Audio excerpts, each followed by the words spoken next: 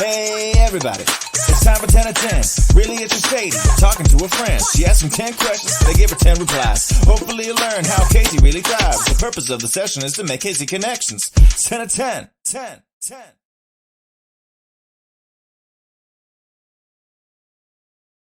Okay, awesome. Hey, Micah. Hey, Sadie. How's it going? Doing good. How you doing? Welcome to this very impromptu show. Woo! Yeah. So tell me who you are and what do you do? Hi, my name is Micah Thompson. I'm a resident lighting designer and photographer here in Kansas City, Missouri. Awesome. Are you ready for your questions? I'm ready. Let's do That it. wasn't a question, by the way. Okay. Okay, so the first question is, if you could work with any company that you haven't worked with in Kansas City yet, who would it be and why? Ooh. I know, they don't start off easy sometimes. No, they don't. I would be interested in working with the Coterie. I haven't officially done any design work there, but I worked with them where lighting hangs and everything in my undergrad for different shows there. And just seeing the work that they produce is phenomenal and inspirational to me. So that would be one space I would love to work with in the future after COVID and everything dies down. Awesome. Okay, question number 2. How did you first become involved in the arts? I first got involved in the arts back in about somewhere around middle and high school. I started with, I originally came from choir. So I used to do singing and everything, and that's kind of how I first got started. And then it evolved into, I got involved in theater and technical theater and more so.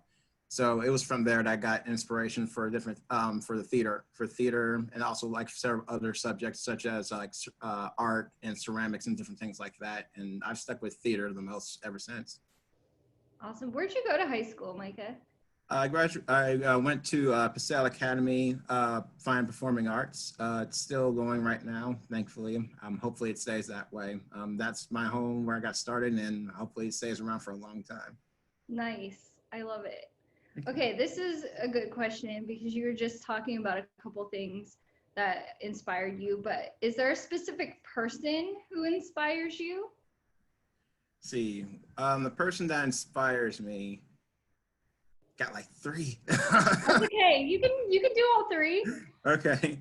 The first one is also kind of like a father to me. His name is David Luby. He used to own a company called Guerrilla Theater Productions, where they perform Greek theater on the Nelson Atkins Steps every summer. And that was another way how I got started in theater as well.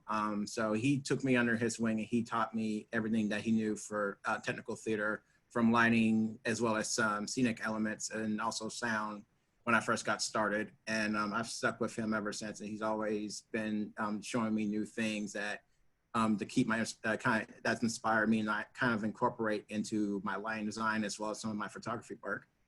The second person is Shane Rouse, my former professor at so much knowledge in one man. And he's and he kind of inspired me as a lighting designer. He inspires me as a lighting designer. I've seen some of his shows, and each time his lighting design work, I am left breathless. I'm just like, I want to create something amazing like that every time I see his work. So I hold him dear to my heart, along with Victor Tan. They're both, they're all teachers. I love them dearly, and they've helped and they've grown. They've had a big impact on my work in the theater community as a lighting designer. So. Awesome. Yeah, it's so fun working with Shane and Victor all the time. Yeah. They're so creative minded and they balance each other out so well. They do, and it's like and the conversation work relationship. And the conversations, and boy, do the conversations they have. I know. It's great. All right, awesome. Number 4, Sure. if you could work with any director in a director-designer collaboration in Kansas City, who would it be and why? Man, Sadie, you got all the I know. Hey, so many choices keep it here. interesting. Oh my goodness. Let's see. I've worked with Heidi Van with the Fish Tank Theater for so long. That's who I started with the most. I love working with her, but if it's someone I haven't worked with, I would love to work with Rusty from the Living Room Theater in the future if I'm able to. Just haven't had a chance to, but I did do an internship with him for my undergrad and built a relationship with him there. So hopefully in the future, we get to work together and do design work with him sometime in the future. Awesome. I love Rusty. Yeah. Rusty and I go way back to a weird Christmas Carol. And we have some weird inside jokes with Vanessa Severo. I won't scare you by talking about it, but if Rusty and Vanessa are watching this, they know exactly what I'm talking about. Oh, I want to hear more about that. Talk about it off camera. Got you. And I'll let everybody just like think about that for a second. Okay. Okay, number 5. Who's your favorite lighting designer in town?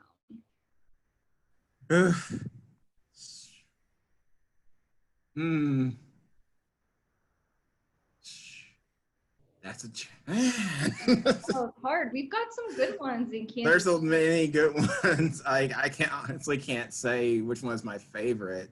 Because every designer is different, and they're and you can see that in their work. So everyone everyone has their own particular style when it's lighting design, and so it's hard. And there's certain aspects with different designers here in town that I really love and enjoy. That it's like this is uniquely to this person because I know how this is how they do it every time for a show. It's different, but there's certain elements that they carry out with them. So I can't really say I have a favorite on this one. So that's the hard. Pieces of all of them. Yeah, so I can't really do that one. Okay, great. Number 6.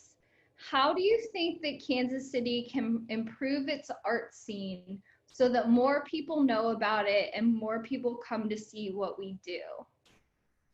I think is having access is one, because for theater, I feel like there's not enough access for everybody. I feel like for certain families, especially for those who are a little bit more poor, they don't have the money to kind of spare to actually go to theater or expose the kids to theater. So I felt like I can't say public theater's been working on that here in the Kansas area. So they because I actually worked with them for a show called Mirrors, and it was actually a free show, and they made it so it was more accessible for everyone that way. So I think if we can work in a way that makes it theater and arts more accessible to everybody, I think that's be a great way for Kansas State to improve greatly. Yeah, I think so too. I really like what some of the theaters are doing with the pay what you can nights and things like that. But even still, like sometimes those can be intimidating because you're kind of like, well, like, do I feel like I can pay $5 and like that's comfortable? Can I pay $1, or are people gonna kind of be like, oh, you're only paying $1? But I feel like the more that we can do to let people know that there are options like that out there too, the better. That it is okay if you only have $1. It's okay if you only have 50 cents. We just really want you to come and see the work. And I feel like also going to the communities where it's not common, because I feel like the arts isn't really brought as a major, it's not seen as important to the nation personally to me. Mm-hmm. So I feel like if we can also go into communities where it's not as, going to different communities, both upper and lower class, and show them the different forms of art from theater and different aspects that most people don't even normally get to see. I think that's another great way for Kansas State to improve and get to improve as well, to get at least exposed to other communities that don't normally get to see things like this and stuff like that. Yeah, I think you're exactly right, Micah. Okay, number 7. What was the most memorable piece of theater that you've seen in Kansas City? Something that like you have not forgotten about yet. One I've not forgotten about yet. Let's see. The Christmas, I think the Christmas show that the Living Room does, they did every year. That was when I actually just saw it last year though. So I didn't know it was a ongoing thing for them until last year. So that one, when I saw the show, it was hilarious. So it was hilarious what I saw there. I wish I could have seen it from when it first got started and how it evolved into what it was then. But it's just how it was written, and some of the parts I felt like were improv as well. So, and just seeing how all that came together from the script to design and everything, it was a phenomenal show, and it was so funny. And it stuck with me till it's still stuck with me even now. A second show that stuck with me was, let me see, it's actually one I designed personally. It's kind of a deal. It was my first lighting design called Heaven and Hell. It was Yeah. So that one. I remember that show. Yeah. So that one stuck with me, and I thought it was really unique because we actually used back when the fish tank was on as original location. Heidi had different rooms upstairs and downstairs, and we used just about every single room for the show, and each room was different. And we had one in the black box was where we had a lot more theatricality going on. So I felt like it was very unique and different, and I hadn't seen anything else like that done since then. So that one kind of holds still to my heart, and I feel like if I could, I would like to design it again. If not, I would like to see something like that happen in any of the other theaters as well. Micah, I feel like I'm getting this vibe of you like doing the intimate theater a lot, and like that's kind of like your jam. I do like it. I've actually done a lot more of the design work for that than I have of any of the other styles though. So I feel like I think that's my preferred style of theater.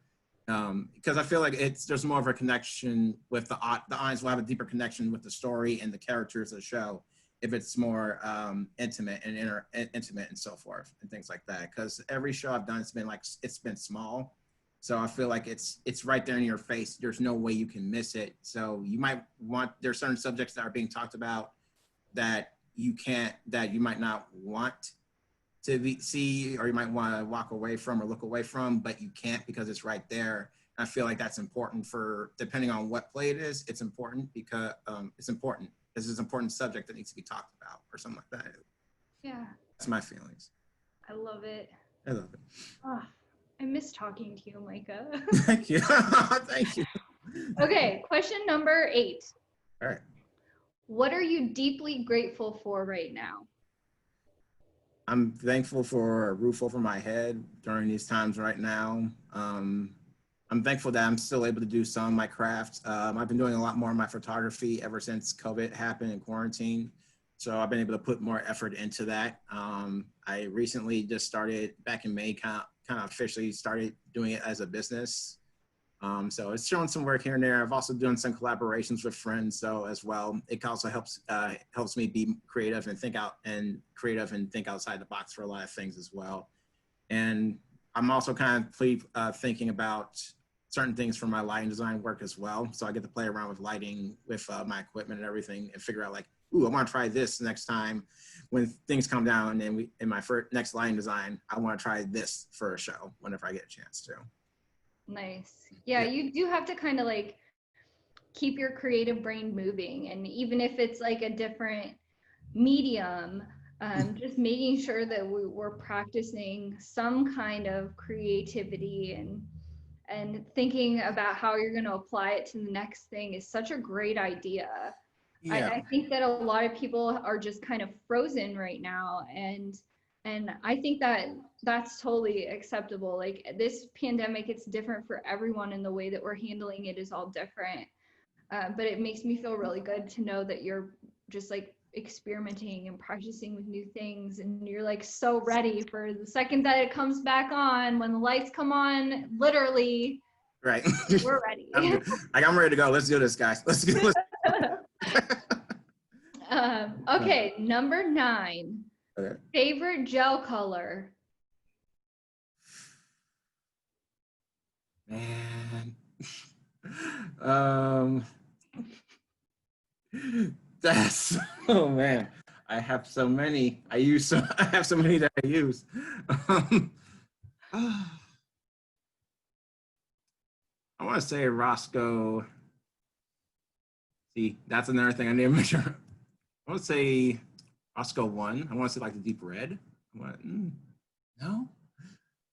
Man, that's a hard one, Sadie. That's a hard Do you one. tend to lean more towards Roscoe than the Lee?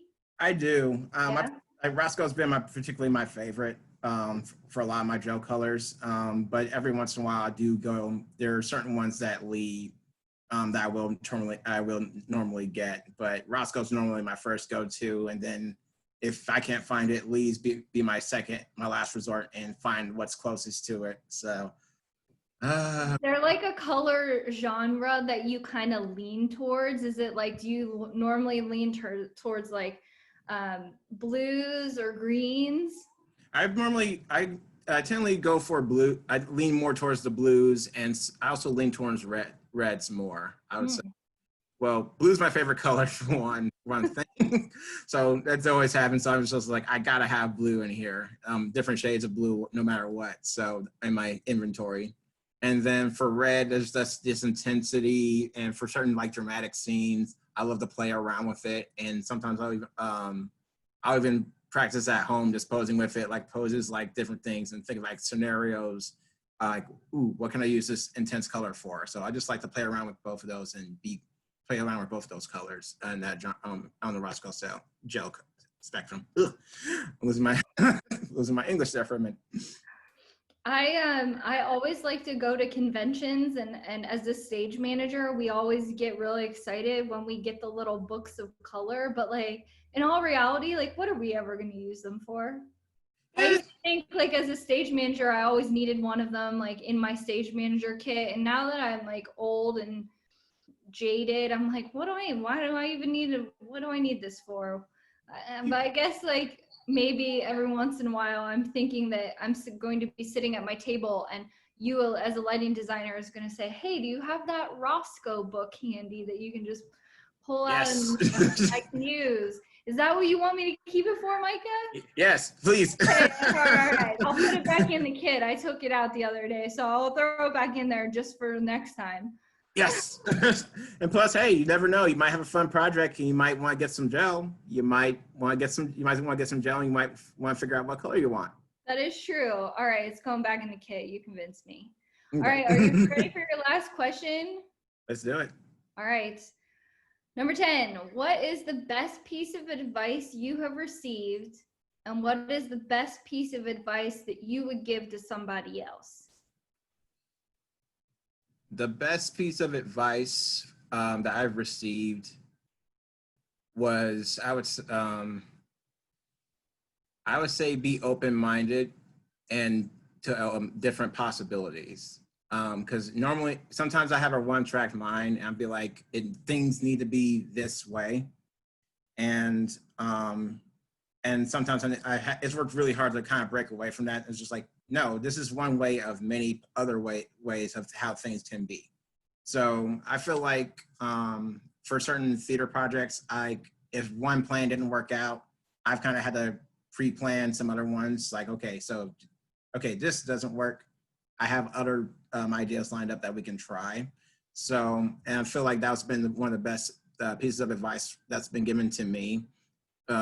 That's worked, that saved me in the long run. It's helped me with creativity as well. So sometimes I've hit a wall for certain projects, both lighting design and photography. And so at some points I've just like kind of had to think outside the box, like, okay, this didn't work. Let me try something else a little bit different. And it's helped me significantly a lot, and helped me also be open-minded as a person to different aspects of life and as a general for different people and other things. The best advice I would say give to somebody is be true to who you are as an individual. Because generally I feel like some people just they have to pretend to be somebody else that they're not. And I feel like you're hurting yourself in the long run, because you're upholding beliefs that you don't believe in. So I feel like you need to be honest about who you are as an individual. What are your beliefs? What do you believe is right and wrong? Not what somebody else said, someone else thinks, and also about what your craft is as an artist, about your craft as well. So I feel like that's be the best piece of advice I can offer to somebody, that I can offer to somebody. Awesome. I love it. You survived, Micah. The questions are done. Whew. You did it. Now the floor is yours. Is there anything that you want to put out there? Anything that you want people to know? Any plugs? Anything? It is all yours. Let me think.